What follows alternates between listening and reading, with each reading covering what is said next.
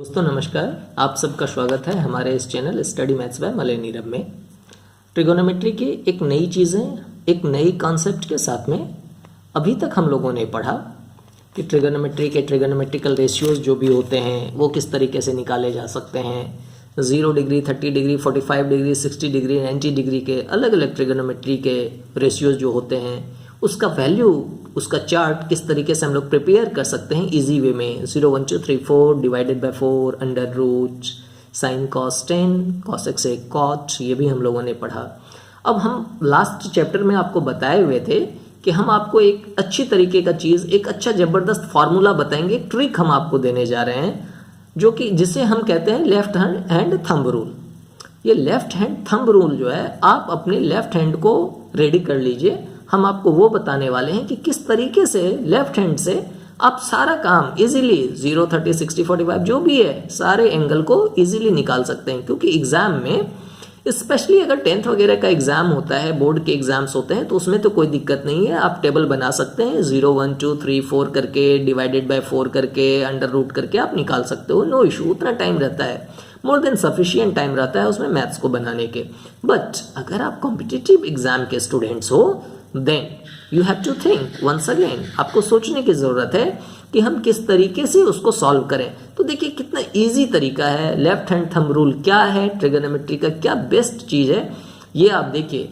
आपको बहुत ही मज़ा आने वाला है इसको देखने के लिए। और बस दिल थाम के बैठिए और आप देखें कि किस तरीके से ये लेफ्ट हैंड थंब रूल जो है आपको आगे बढ़ाता है, और बहुत ही आसान सा है। तो सबसे पहले आप लोग हंसिएगा मत। आप देखिए, हमने हैंड का पिक्चर बनाया है। देखिए अपने हाथों को, लेफ्ट हैंड के हाथों को रख के हमने इस तरीके का बनाया। आप गौर से देखें, ये आपका थंब फिंगर है, 90 डिग्री लिखा हुआ है। आप देखिए 60 डिग्री, 45 डिग्री, 30 डिग्री, और सबसे छोटी वाली जो उंगली लेफ्ट हैंड की है उसमें 0 डिग्री लिखा हुआ है। मतलब नीचे से ऊपर आप हाथ को इस तरीके से आप रखिए, इस तरीके से आप हाथ को रखिए, इस तरीके से आप देखिए ये 90 डिग्री का बन रहा है, ये 90 डिग्री का बन रहा है। और इस पे 0 डिग्री, 0, 30, 45, 60 एंड 90 आप इस पे लिख लीजिए, कोई दिक्कत नहीं है। आप इस तरीके से देखिए, ये मेरा ही है, ठीक है, ये मेरा हाथ है, और इस तरीके से ये सारे फिंगर्स आपको मिल रहे होंगे। तो हमने सारे के सारे 0 डिग्री से लेकर 90 डिग्री तक इसमें लिखे हुए हैं। आप इसको गौर से देख सकते हैं, 90, 60, 45, 30 और ये 0 डिग्री। तो सारा का सारा इस पे आ रहा है। आप इसको गौर से देख लीजिए एक बार, 60 और ये 90। बहुत ही आसान सा है ये फार्मूला। आपने अपना लेफ्ट हैंड रेडी कर लिया, आई होप कि आप रेडी कर लिए हो। अब देखिए साइन थीटा, याद रखना है कि साइन थीटा का जब भी हमको वैल्यू निकालना है तो साइन थीटा जो मूव करता है वो क्लॉकवाइज मूव करता है। क्लॉकवाइज का सेंस ये होता है कि इस तरीके से मूव करता है। क्लॉकवाइज ये हुआ, क्लॉकवाइज ऊपर से नीचे ये हुआ क्लॉकवाइज, और एंटी क्लॉकवाइज ये CW मैंने लिखा क्लॉकवाइज, और एंटी क्लॉकवाइज जो होता है वो इस तरीके से मूव करता है, ACW, ठीक है, एंटी क्लॉकवाइज। बस काम खत्म हो गया, फिनिश्ड। कैसे? आपको किसी ने पूछा कि साइन 60 की वैल्यू आप बताओ मुझे, कि साइन 60 की वैल्यू क्या होती है। तो मैंने क्या कहा कि साइन की वैल्यू जो होती है वो क्लॉकवाइज होती है, साइन क्लॉकवाइज होगी, ठीक है। आप लिख लीजिए कहीं पे कि साइन क्लॉकवाइज। देखिए यहाँ मैंने लिख के भी रखा है, साइन क्लॉकवाइज और कॉस एंटी क्लॉकवाइज होता है। और आपको पता ही है tan theta is equal to sine theta में कॉस थीटा होता है। काम खत्म है। साइन थीटा, ठीक है, साइन 60 की वैल्यू आपको चाहिए। सपोज साइन 60 की वैल्यू निकालने के लिए आपको बोला, आप देखिए 60, साइन 60 की वैल्यू निकालना है, क्लॉकवाइज आपको चलना है, चलिए क्लॉकवाइज चलिए। इस उंगली के बाद कितनी उंगली और बचती है? 1 2 3, 3 उंगली बची। आप उसका रूट लगा दो। यहाँ हम लिख रहे हैं साइन 60 इज इक्वल टू 3 उंगली बची, √3 डिवाइडेड बाय 2 से कर देना है। बस काम खत्म, साइन 60 हो गया। साइन 30 का वैल्यू आपको निकालना है। देख लेते हैं 30 कहाँ है, यहाँ है। इसके बाद कितनी उंगली है, क्लॉकवाइज आना है, कितनी उंगली है? 1, √1 हो जाएगा, √1/2 यानी 1/2। काम खत्म। साइन 45, हाउ, कितना इजी है। आप देखिए साइन 45 के बाद कितनी उंगली है? 2 उंगली है। नीचे की ओर आ रहे हैं, क्लॉकवाइज आ रहे हैं, कॉस रहता तो एंटी क्लॉकवाइज जाते, वो भी मैं दिखा दे रहा हूँ। साइन 45 कितनी उंगली है? 2 उंगली है। क्या होगा? √2/2, √2/2। जब आप इसको सॉल्व करेंगे तो आप लिख सकते हैं √2 को लिख सकते हैं ना, 2 को लिख सकते हैं ना, √2 इंटू √2, √2 कैंसिल, 1/√2 भी लिख सकते हैं। साइन 45 का ये वैल्यू हुआ। सिमिलरली अगर आपको कॉस 45 किसी ने पूछ दिया तो पहले तो 45 के पास चलिए, 45 यहाँ पे है, तो साइन 45 पूछता तो हम लोग नीचे की ओर आते थे क्लॉकवाइज, कॉस पूछ रहा है ऊपर की ओर जाएंगे एंटी क्लॉकवाइज। कितनी उंगलियां इसके बाद हैं ऊपर की ओर? 1 2, क्या हो जाएगा? √2, नीचे तो 2 होगा ही, तो √2/2 क्या होता है? 1/√2।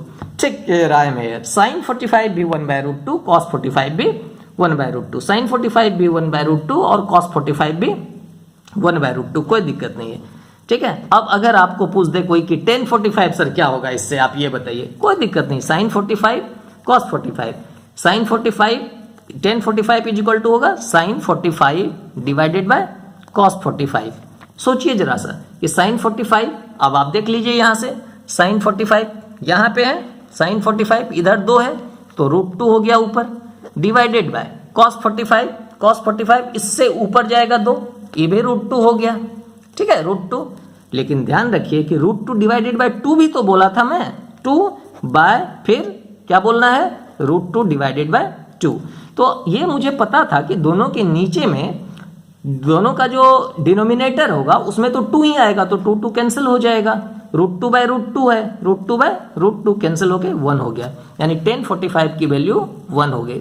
मैंने कुछ नहीं किया, मैंने बस इतना ही किया कि tan 45 is equal to sine 45 divided by cos 45, तो इसको मैंने बस सॉल्व कर दिया और मैंने कुछ एक्स्ट्रा नहीं किया है। ठीक है, तो आपको यह ध्यान रखना है कि left hand thumb rule. Sir sine और कॉस तो निकाल दिए, सिंपल। अब आप मान लीजिए कि साइन 90 का वैल्यू आपको कोई बोला है, साइन 90 डिग्री। अब आप देखिए कि साइन 90 साइन पूछ रहे हैं तो क्लॉकवाइज जाएगा, इसके नीचे कितनी उंगलियां और बचेगी? ये तो फर्स्ट उंगली है, तो नीचे कितनी बचेगी? 4 उंगली बचेगी, तो √4 डिवाइडेड बाय 2, तो 2/2 इज इक्वल टू 1 साइन 90। और इसी तरह अगर कॉस 90 आएगा तो आप देखेंगे अब एंटी क्लॉकवाइज चलेगा, कोई उंगलियां नहीं है यानी 0 है, कोई उंगलियां नहीं है, इसका मतलब है कि 0 है, तो क्या होगा? 0 उंगलियां, √ divided by 2 is equal to 0 हो गया, सिंपल सा। तो सर इस बेसिस पे tan 90 क्या होगी? tan 90 इज इक्वल टू क्या होता है? Sine 90 divided by cos 90, sine 90 divided by cos 90, तो इज इक्वल टू क्या होगा? साइन 90 क्या निकला? 1 डिवाइडेड बाय 0, 1 डिवाइडेड बाय 0। मैंने क्या बताया था आपको लास्ट क्लास में कि 0 से डिवीजन का कोई भी तरह का कॉन्सेप्ट अभी नहीं है, इसको डिफाइन नहीं किया गया है, तो यूडी में लिख दिया। ठीक है, अनडिफाइंड लिख दीजिए या नॉट डिफाइंड लिख दीजिए, एनडी लिख दीजिए। ठीक है, तो चीजें निकल गई, कोई दिक्कत ही नहीं है इसमें। मतलब ये लेफ्ट हैंड थंब फॉर्मूला जो है आपके बहुत काम आने वाला है, और ये ट्रिक इतना आसान है, इतना आसान है कि आपको लगेगा ये तो बस ऐसे ही देख के निकल जा सकता है, कोई दिक्कत नहीं। किसी चीज का अगर बोलिए, आपको बोला अगर कोई tan 30, तो tan 30 इज इक्वल टू क्या हो जाएगा? साइन 30 बाय कॉस 30, बस उंगली देखें और आप समझ जाएंगे। 30, ये देखिए 30 है, 30 के बाद यहाँ पे 30 है, 30 के बाद कितना है? एक फिंगर है साइन के लिए, साइन के लिए एक फिंगर है इधर, और कॉस के लिए अगर आप देखें तो 3 फिंगर है उधर, तो साइन 30 एक फिंगर है, तो √1 डिवाइडेड बाय 2। कॉस 30 के लिए उधर कितने फिंगर थे? जब आप 30 की बात कर रहे हैं तो 3 फिंगर है, तो √3/2 is equal to 1/√3, tan 30 is equal to 1/√3, काम खत्म। और आपको कुछ चीजें याद रख लेनी है, अगर आप याद रखना चाहते हैं तो वैसे आसान है आपके लिए।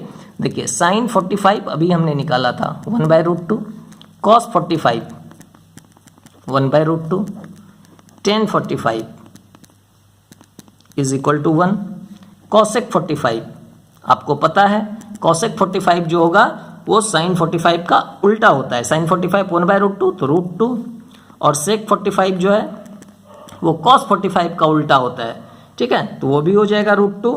ध्यान दीजिए, sin 45 1/√2, cos 45 1/√2, cosec 45 √2, sec 45 √2 और cot 45 भी 1 हो जाएगा। इतना बस आप ध्यान रखिए और आपका सारा का सारा सवाल जो है इससे बाहर जा ही नहीं सकता है। आपको बिल्कुल आपके लिए आसान सा हो जाएगा, कोई तरह का परेशानी नहीं होगा। अब एक छोटा सा सवाल देखते हैं। एक और चीज़ आप जान लीजिए, कभी कभी प्रूव दैट कम्पिटिटिव एग्जाम में, मैं फिर बोलूँगा, कम्पिटिटिव एग्जाम में बड़े बड़े सवाल आ जाते हैं जिसको कि देख के लोगों के पसीने उतरने लगते हैं कि इतना टाइम लग जाएगा, इसको मैं छोड़ के निकल जाता हूँ या निकल जाती हूँ, जो भी है। तो आपको ये देखना है कि उस तरह की सोचने की ज़रूरत ही नहीं है आपको। फिर क्या करना है, if sine theta and cos theta, अगर ये इन्वॉल्व है, put theta is equal to 0 degree. In other case put theta is equal to 45 degree. रामवान बता रहा हूं, रामवान, पेनेसिया है ये, रामवान है। बस ये आप खिला दीजिए ये डोज, और देखिए कितना मजा आता है और इजीली आपको क्वेश्चंस का आंसर मिल जाता है। फॉर एग्जाम्पल, एक क्वेश्चन है 1 + cot theta minus cosec theta into 1 + tan theta plus sec theta. मैंने लिखा 1 + cot theta minus cosec theta into 1 + tan theta plus sec theta, ठीक है, इज इक्वल टू व्हाट, आपको दे दिया is equal to what. Options कुछ भी दिया है मुझे नहीं पता। क्या बोला मैंने, साइन थीटा कॉस थीटा अगर इन्वॉल्व है तो 0 पुट कीजिए, अदर केस में 45 पुट कीजिए थीटा के जगह 45 पुट कर दीजिए। 1 + cot 45, 1 + cot 45 आपको देखिए अभी बताए हैं कि cot 45 वही होगा जो tan 45 होगा। tan 45 का उल्टा cot 45 होता है, बट इस केस में दोनों सेम होता है। तो मैंने क्या बताया था, cot 45 1 होता है, 1 + 1 माइनस cosec 45 क्या होगा, √2 इंटू 1 + tan 45 1 होता है, और sec 45 देखिए cosec 45 और sec 45 सेम होता है, √2 is equal to 2 - √2 into 2 - √2 into 2 + √2। ये किस चीज का फॉर्मूला हो गया, a - b a + b, यानी कि 2² - √2 का square is equal to 4 - 2 is equal to 2 answer. अब आप सोचिए कि कॉम्पिटिटिव एग्जाम में अगर ये सवाल बोला आपको तो आप कितना इजीली, अभी तो मुझे प्रोसेस से बनाना पड़ा, बट कितना इजीली आप सेकंड्स में इसको सॉल्व करेंगे। लेकिन जनरल केस में आप इसी सवाल को कैसे बनाएंगे, आप देखिए मैं बना रहा हूं आपके लिए। 1 + cot theta is equal to cos theta by sin theta minus cosec theta is equal to 1/sin theta into 1 + tan theta यानी sin theta by cos theta plus sec theta यानी 1/cos थीटा। अब आप इसको solve कीजिए, LCM हो गया sin theta, ऊपर में आ गया sin theta plus cos theta minus 1 into, अब एलसीएम यहाँ पे नीचे आ गया cos theta 1 + cos theta plus sin theta plus 1 divided bye, ये देखिए। अब जब आप इसको सॉल्व करेंगे तो ऊपर आप देखिए क्या होता है, sin theta plus cos theta minus 1, sin theta plus cos theta minus 1, sin theta plus cos theta plus 1। तो इसको आप a मान सकते हैं, a - 1 a + 1, क्या फॉर्मूला होगा, यानी इसका फॉर्मूला है sin theta plus cos theta का स्क्वायर माइनस 1 का square divided by sin theta into cos theta is equal to, आप खुद सोचिए sin theta plus cos theta का स्क्वायर क्या होता है, sin² theta plus cos² theta plus 2 sin theta into cos theta minus 1 divided by sin theta into cos theta. अब जरा सा आप सोचिए, sin² theta plus cos² theta क्या पढ़ाए थे हम, 1 पढ़ाए थे, और इधर क्या है -1 है, तो ये और ये दोनों कैंसिल हो गया। इधर क्या हुआ 2 sin theta into cos theta, 2 sin theta into cos theta, और नीचे क्या है sin theta into cos theta, नीचे है sin theta into cos theta, ऊपर है 2 sin theta into cos theta. तो sin theta into cos theta, sin theta into cos theta cancel हो जाएगा और आंसर आएगा 2। सोचिए कितना लेंदी प्रोसेस है ये, जब आप इसको कन्वर्ट करके बनाते हैं कितना लेंदी प्रोसेस है, और एज ए कंपिटिटर जब आप कॉम्पिटिटिव एग्जाम में इसको बनाते हैं तो कितना आसान है। दूसरा एग्जाम्पल देखिए, कितना इजीली आप चीज़ों को सॉल्व कर देते हैं। आपको आश्चर्य लगेगा कि ऐसे हो सकता है क्या, ऐसे कैसे हो सकता है। एक सवाल है,